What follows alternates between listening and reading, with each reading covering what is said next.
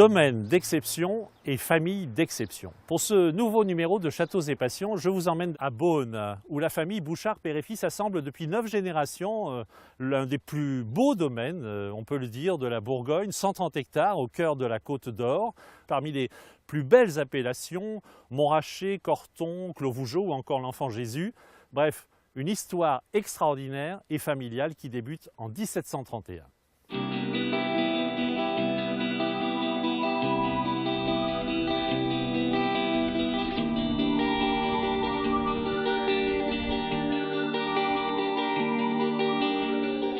La création du domaine, il faut remonter dans la généalogie. Moi, je représente la 9e génération. Donc il faut remonter à mon ancêtre qui s'appelait Michel Bouchard, qui était commerçant, qui était marchand de draps, de tissus. Et puis un jour, il a posé ses valises à Beaune, dans un bel hôtel particulier, où il a installé son commerce de draps et de tissus. C'était un peu avant 1731. Et petit à petit, ses clients lui ont dit si tu viens de la Bourgogne ou si tu traverses la Bourgogne, amène-nous quelques fûts, quelques pièces de vin, puisque le vin voyageait en gros volume à l'époque, les bouteilles coûtaient cher et étaient difficilement transportables, le vin voyageait en fûts. Donc il a rempli ses chariots avec, en plus des tissus, quelques pièces de vin. Alors Volnay est le premier domaine qui a été acheté, avec quelques vignes sur Pommard également, Pommard rugien en particulier. Et puis ensuite est arrivée la Révolution, 1789, la vente des biens nationaux, en 1791-92, et il y a beaucoup de parcelles qui ont été achetées à ce moment-là, qui étaient des parcelles des religieux et des religieuses qui ont été achetées voilà, entre 1791 et 1795. Mes ancêtres étaient des gens qui étaient très sélectifs et qui connaissaient les parcelles. Il y a eu le Clos de la Mousse aussi. Alors un bon exemple, le Clos de la Mousse a été acheté, la première parcelle, une toute petite parcelle, c'est une parcelle qui fait 3 hectares 36. Il a acheté 25 arts, un quart d'hectare. Et puis il l'a vinifié pendant une dizaine d'années. Quand il a vu que c'était bon, voire très bon, il a acheté la suite. Oui, 20 ans plus tard, il a acheté la suite, ce qui lui a permis d'avoir le quasi-monopole, mais il n'avait pas tout à fait le monopole. Il a mis 50 ans à acheter la dernière petite parcelle pour avoir le monopole de cette appellation qui lui tenait vraiment à cœur.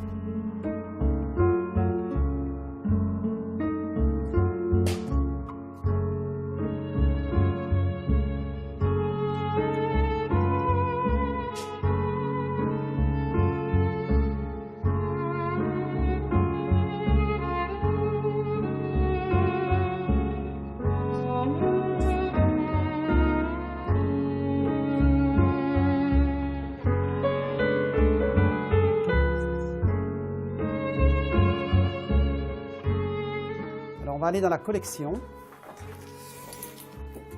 Je parle d'une collection, en fait c'est plus une bibliothèque. Je devrais parler d'une bibliothèque parce qu'une collection c'est quelque chose de mort, c'est quelque chose qui ne vit pas.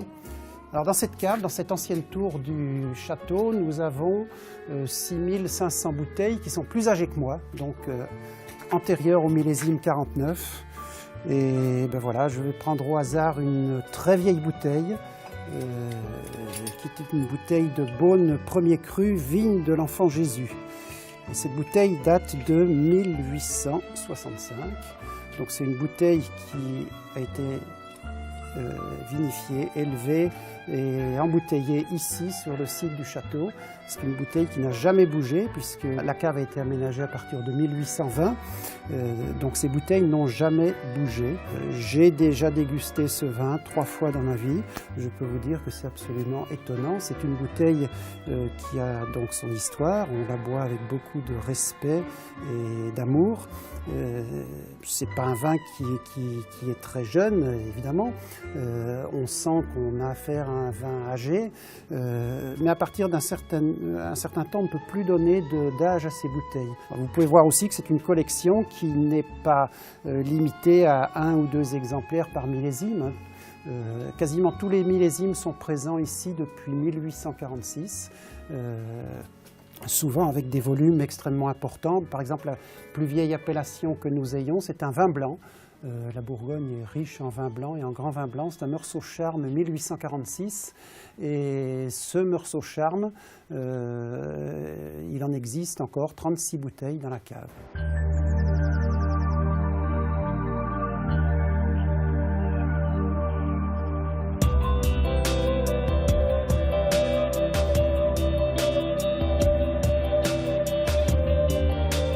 Je crois qu'il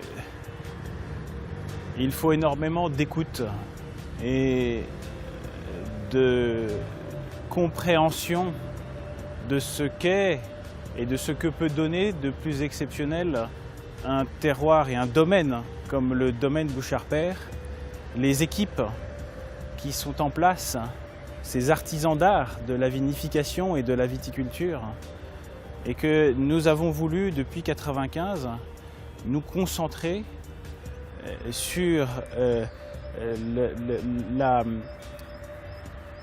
la possibilité que l'on avait de mettre ce domaine au plus haut des niveaux. Et donc, avant tout, c'est l'écoute,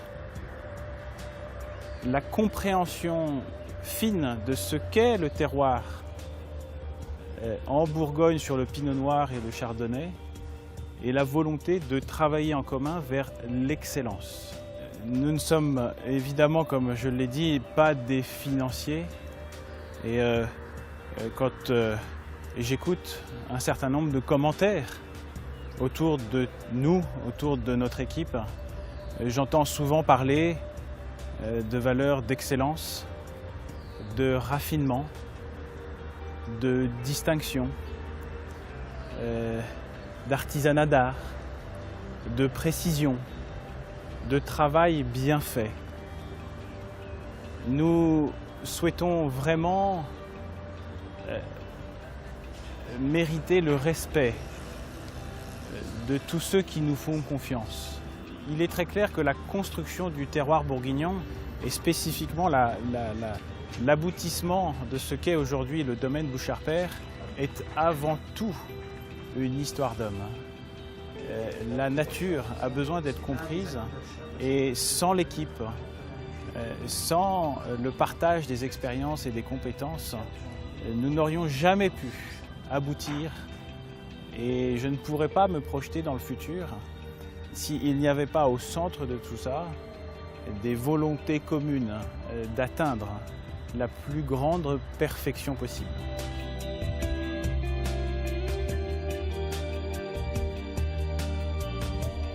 Le nom Bouchard, je pense que pour le consommateur, le client, l'amateur de vin de Bourgogne, c'est un nom qui est un gage de qualité, une notion d'intemporalité. On est dans des vieilles caves, dans des vieilles bouteilles, on voit de vieilles choses, mais il y a toujours cette technique qui évolue et qui est suivie et qui nous intéresse toujours beaucoup. Oui, cette notion d'intemporalité, de constance, de traverser des siècles, sans prendre de rides.